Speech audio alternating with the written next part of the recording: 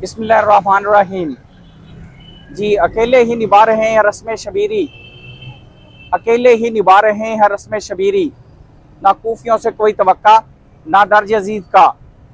जी दोस्तों, पिछले 15 घंटों में जो पेशरफ्त हुई है ईरान और अमेरिका की जंग में, उसमें अमेरिका ने ईरान के ऊपर हमला किया था। इसमें उन्होंने ईरान के आबी ज़खायर, बंदरगाहों और जो उनके कारोबारी मराकज़ हैं उनके ऊपर हमला किया और बड़ी तादाद में ईरान हमला रोकने में भी कामयाब हो गया।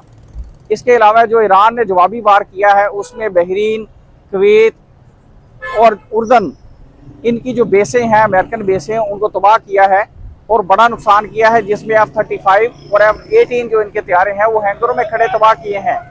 और फ़ौरन अमेरिका ने इसके ऊपर जंग बंदी का ऐलान कर दिया है और आगे ना हमले करने के लिए अपनी आर्मी को रोक दिया है। जी।